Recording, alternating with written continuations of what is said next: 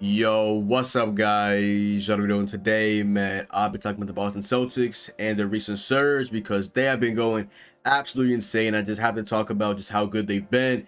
They've been an absolute tear right now. They are the hottest team in basketball, trademarked by their defense. They're just willing to play defense, and they're playing literally poetry in motion. They're playing defense like basically the season, and that is one of the reasons why they've been so successful in turning around their season. I made a video earlier about them, and that leads to the Bulls, and ever since then I haven't been talking about them, and especially since the All-Star break, even before that, it's like Coach Udoka has just flipped the switch on the whole entire team, and they just have been going absolutely insane. But other than that, let's get straight into the video, okay? So as we know, the success of the Boston Celtics all starts with their superstar player, Jaylen Tatum. As in the Celtics' last 26 games, they're sitting at a record of 22-4. Yes, Boston has only lost 4 out of their last 26 games, and it all starts with their superstar player, Jaylen Tatum. Tatum has taken that next leap. Last year, he was snubbed off making the All-NBA team, and I feel like this year he just barely made the All-Star team, and he just has flipped the switch, especially after the All-Star break. And I feel like it all begins with what Marcus Smart said at the beginning of the season to him, Jaylen Brown. He took that in particular, and he's just been playmaking the ball so much more. Obviously, we know he came into the league. He was at Duke with Coach K. He was a good shot creator. Tatum has always been a good scorer, but he had a little bit of inefficient issues. He's had some of the most inefficient games, but when he's on, he is just different, and he's shown up a lot this year. There was a matchup in particular, he had like 50 plus points against KD and the Nets on ESPN, like a Saturday afternoon game. When the brights are the lightest, we've seen Tatum been able to go off. Last year we saw him against the Nets. He put up like a 50-point game against the big three of the Nets when they had KD, Kyrie, and Harden all fully healthy. And he's taken initiative, and he's been working a lot more on his defense. Not that Tatum was ever a bad defender, but this year in particular, this is the best offensive season that we've seen out of Tatum. And he's now willing to go ahead and just put so much of his energy on defense and just become such a good defender. We know he has the frame and the size to be a good defender. He always had that, but this year in particular, I don't know if it's Coach Udoka or the scheme, but he's just committed to playing defense. And when that team just gels and they're all playing defense, it's just such a beautiful sight to see. But yeah, it all starts with their best player, Jaylen Tatum, just making his game just so much more better, so much more clearer, and now he's a better playmaker, now he's a better defender, and he's being more efficient now. So he's just an all-around better player, and this is the best version of Jaylen Tatum as we've ever seen so far. Now next is obviously Tatum's counterpart, his duo, one of the best two-way players in the NBA. That is obviously Jaylen Brown, one of the league's best shooting guards. His bag is amazing. Love watching him hoop, but he really just commits a lot to defense. That's what's just great about the Celtics team. A lot of their key players will commit to defense, and they will just gel together. And like I said, his bag is amazing. He's obviously a really good shot creator. With one thing about him, Marcus Smart did call him out in Tatum in terms of playmaking. He still really doesn't play make too much, but when he's putting up 30-point games and getting 0 assists, Celtics fans will not complain about that at all. As long as he's getting his, he'll eventually become a good playmaker. It isn't really hard for me to think that in the future he will become a good playmaker, because playmaking, we've seen players that just haven't playmaking in the future, and then I don't know where they just become good playmakers. Just give him an offseason, he become a good playmaker. And yeah, because Tatum, obviously, as we know, he really wasn't a willing passer as much as he is now, and now look at him, he's getting a lot more assists. And it all starts with that conversation between the three, which is Tatum, Smart, and Jaylen Brown. But yeah, Jaylen Brown's definitely been taking a really good late this season, I would say. Even though he isn't an all-star, he should have been an all-star, and he's still playing well. He'll have a couple inefficient games, but he's still playing good defense even when he is being inefficient. And we did see him with that 50-point game earlier on in the season against the Magic. But yeah, when Tatum and Brown are clicking, it's just a beauty to see, because they're just committing so much to defense, and then on the offensive side of the basketball, they're also committing so much to offense, and it's just a beauty to see, especially when they're both on. It's just, they just click so well, and this duo is honestly, in my opinion, very underrated. And then the next guy is Robert Williams, aka Time Lord. In my opinion, he is top 5 for the DPOY candidacy.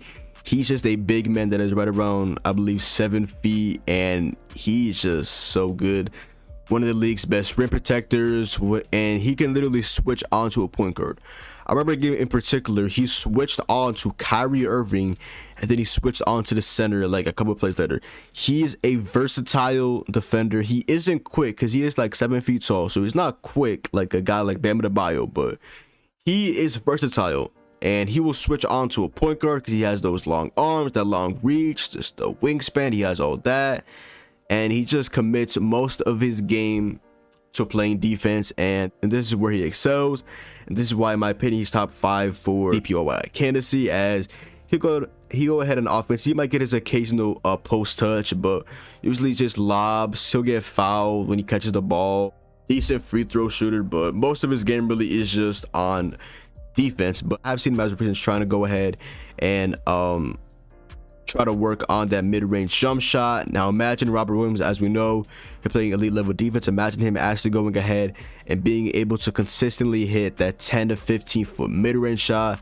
That would just make the Celtics just that much better, having literally everybody in their team starting 5 wide be able to shoot at least a mid-range shot. So that would be amazing for them. But eventually he'll, in my opinion, go ahead and develop a mid-range shot and a better offensive game. But as we know right now, he's polished on defense, and all he really needs to work on is just maybe that mid-range shot, like it said, and just better in the post. That's about it though. He's obviously still good at catching lobs, obviously, and doing all of that, but his work's mainly on defense, and he definitely plays his heart out on defense. So shout out to Robert Williams. The next guy is Marcus Smart. Marcus Smart has been, I feel, in trade discussions for forever, and I feel like he really is the heart and soul of this Celtics team. Okay, as we know, he is a really good defender, really good 3-and-D guy.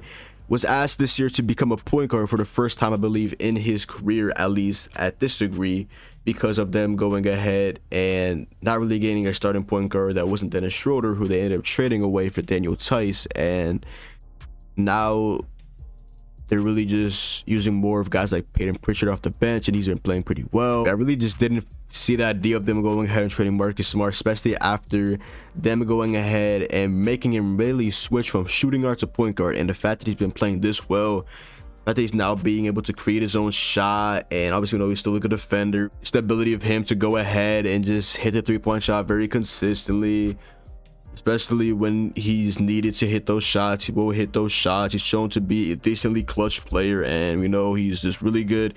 He will get under your skin as a defender. We saw that play a couple of days ago against the Warriors, where he went ahead and there was a controversial couple plays in a row where he injured Stephen Curry, and then it looked like he kicked Klay Thompson in the face. But he just really just exerts so much energy on defense that I don't think he's a dirty player at all. He just really just, I mean, he does flop.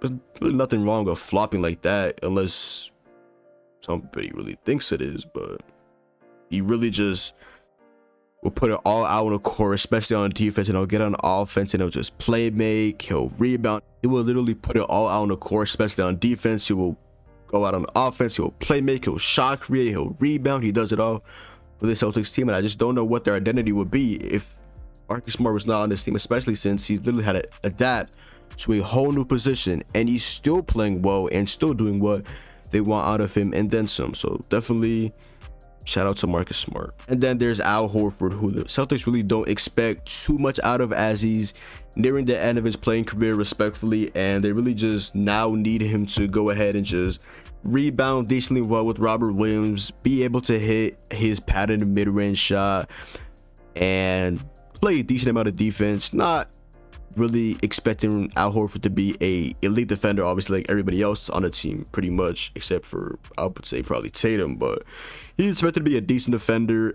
He's not by any means, I would say, a horrible defender. He's just all right, and you go ahead and obviously stick to either the opposing center or opposing power forward, depending on what Robert Williams is guarding, and he'll just try to play the best defense possible. And sometimes you get cooked because he is like almost 40 years old, but he'll get a block or two a game to make up for it. So definitely don't expect too much out of Al Horford, and the fact that he's still starting for y'all, and y'all playing this well, will definitely credit to y'all, because nobody really expected Al Horford to be starting for an NBA team in the year 2022, especially after last year he was benched from the Thunder after actually playing pretty well for them. He was benched just so they can go ahead and play their younger guys and see what they have. And now we've seen that he's actually still has a little bit left in the tank, especially his ability, like I said, to hit that mid-range shot, rebound, and defend decently well, and obviously be that veteran in the locker room that can help with leadership and all of that. It's finally time to give Boston their credit. They were playing team like a month and a half ago, and now they flipped the switch, and now right now they're looking like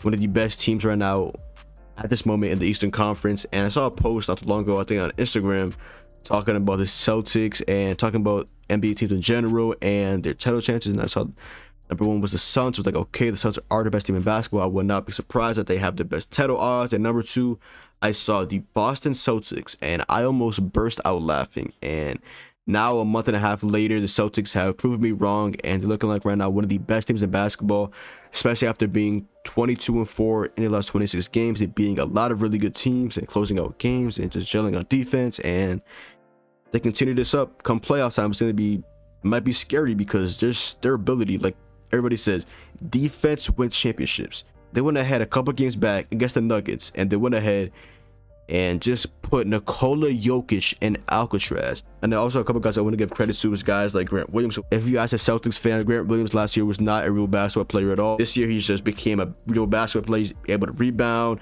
and he's sitting in the corner with his patented three-point shot, and now he is actually a good defender. I don't know what it is. I don't know if it's Ime Udoka, the scheme, the players coming together, but the defense, they've brought so much just guys that can just go ahead now and just play defense. They're all really committed to defense, and it's just so fun to watch this team gel. Guys like Derek White, who they acquired from the Spurs in exchange for Josh Richardson, Romeo Langford, I believe a first-round pick. Derek White has been such a great addition to the team. Why? Because his ability to play defense. Derek White, as you know from the Spurs, he was always a good defender. He can play make, he can shoot decently well, and he just gels so well with this team and just fills in what Jay Rich had for this team. Just fills that in, and that much better. But yeah, like I was saying a couple of games ago, they went ahead and literally just clamped Nikola Jokic, and here's this clip right here. As you can see, this is a low post touch for Nikola Jokic. You see a block by Grant Williams, and it turns into instant offense. As you see a good screen by Robert Williams, it turns into a three right in the face of Nikola Jokic by Jason Tatum. And right after that, Denver goes with another post touch, Nikola Jokic, spin move, and that is clamped. Rebound by Jason Tatum. And this is an instant offense to the corner for Peyton Pritchard, and he bangs the three-point shot. I'm not gonna lie, the Celtics right now, they're looking insane. Like earlier on in the season, they weren't playing defense as they are right now. Right now, they are the best defensive team in the NBA. I don't think anybody would have thought so. I know they have good defensive players, but we didn't expect them to commit this much on defense. Like the way they just gel on defense is amazing, and yeah. Not gonna lie, I really thought they were gonna be pretenders this year, but so far they're looking like actual, like they actually have decent title odds. So I really did not expect Boston to play this good this year, and I'm actually very, very shocked right now, because Boston, y'all started off the season literally was losing to the Bulls after y'all had like a 15-point lead. I lost the game by like 20+ points. Made a video on that, and as of recent, the last month and a half, y'all have just been on that run. I've been flipping that switch, and I have to give y'all credit, because y'all are playing elite basketball right now. Y'all are playing the best basketball by far of your season, and this is the best Celtics basketball I've seen in years, because defense wins championships. You get those stops on defense, those turn into easy, fast break points. This is why teams should commit more on defense. Defense wins championships, and defense will go ahead and just make your offense that much better. Boston already has a good offense, but it just gets that much better because of their ability to go ahead and just exert so much energy and create easy points, whether that's transition layups, transition dunks, alley-oops, threes. Like they just go ahead and really good team in my opinion, spacing the floor. getting back on defense and just playing their heart out on both sides of the basketball. And they're going to make a very, very tough come playoff time to keep this play up, especially with their defensive play, okay? Other than that, yo, that is the video. Make sure to go down below, drop a like, comment down below. So, but make sure to follow me on Twitch, Twitter, and TikTok. And your boy John. Hopefully, you guys did enjoy the video. In Boston fans, shout out to y'all. Y'all have been playing amazing, and y'all finally deserve y'all credit because this play is just amazing, and it all starts with the defense, okay? This is your boy John. Hopefully, you guys did enjoy the video, and I'm out, man. Peace.